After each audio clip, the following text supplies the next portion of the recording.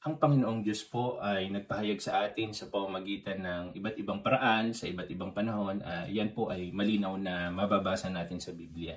Ang Bible po ay sinulat ng around 40 different authors from all walks of life. Mayroong pari, may hari, may magsasaka, mangingisda, propeta at iba pa. Mga tao din po sila ang katulad natin, subalit sila po ay kinasangkapan ng Panginoon para maitala ang kanyang kapahayagan. Ayon po sa 2 Peter 1:21, basahin po natin, sapagkat ang pahayag ng mga propeta ay hindi nagmula sa kalooban lamang ng tao. Ito'y galing sa Diyos at ipinahayag ng mga tao na nasa ilalim ng kapangyarihan ng Espiritu Santo. Hindi lamang nanggaling sa kalooban ng tao, ito ay galing sa Diyos at ipinahayag sa pamamagitan ng kapangyarihan ng Espiritu Santo. And we respect and value that. So 2 Timothy 3:16, all scripture is given by inspiration of God and is profitable for doctrine, for reproof, correction, for instruction in righteousness. Ang tinutukoy po ni Apostle Paul, of course, in that particular period of time ay yung Hebrew scripture or commonly known as yung Old Testament scripture. It is divided into three main sections known as the Tanakh. Ang Tanakh po ay Hebrew abbreviation ng Torah, Nevi'im at Ketuvim. Ang Torah po ay alam po natin yan or commonly known as the law, no? From Genesis to Deuteronomy.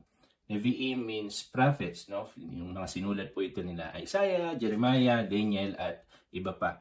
And yung Ketuvim, ito po ay yung mga writings, no? Yung Psalms, Proverbs, Job, Ecclesiastes at iba pa. Pasensya na po sa aking pronunciation dahil di naman tayo Hebreo. Conservatively, there are around 200 citations from Old Testament to New Testament and around 1,000 plus allusions or indirect reference sa Old Testament to New Testament according to ChristianQuestions.com. Sa Wikipedia po, there are around 283 direct quotations from Old Testament sa New Testament. So mapapansin po natin that it is well connected. The New Testament writers is referring sa mga Old Testament writings as scripture or sacred word of God.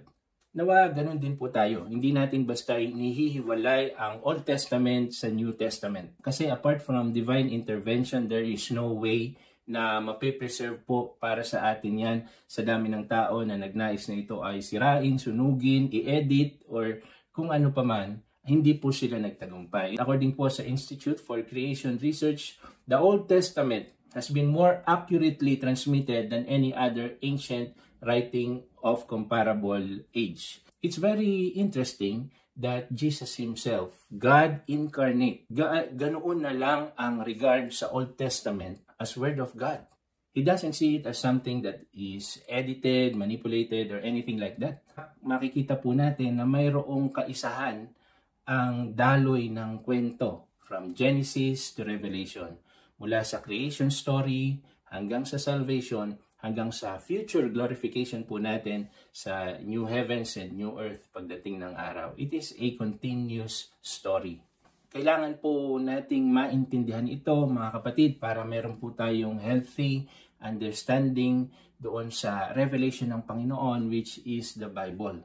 Mayroon pong continuation ng story. No? We appreciate yung pong Old Testament because it gives us the background sa New Testament. Mas napapalawak, napapalalim ang ating pong pagkakaunawa sa finished work of Christ, no, by appreciating yung pong Old Testament scriptures. Huwag po natin itong tratuhin na para lang yan sa mga Hudyo. Hindi, may mga nakasulat po dyan na talagang universal para sa atin pong lahat. When I say continuation ng story, I don't mean continuation ng covenant. We're so thankful of what Jesus did for us on the cross. Siya po ay namatay sa krus para tapusin po tayo sa ating mga pagkakasala upang tayo ay iligtas. We are saved by grace alone, through faith alone, in Christ alone. However, we don't make unhealthy separation ng Old Testament at New Testament in the name of dividing the word of truth. Hindi po 'yon ang tinutukoy ng verse na iyon, mga kapatid. Neither do we make unhealthy separation ng names of God just to build a new brand of Christianity. We don't do it po, mga kapatid. May kasabihan nga, if it's not broken, don't fix it. Jesus already fixed it for us. Let us continue to love and appreciate the Lord Jesus from the Old Testament all the way sa New Testament. Ito po ang inyong lingkod, nagpapaalala sa ating lahat to love the truth so that we will experience the real grace. God bless you po.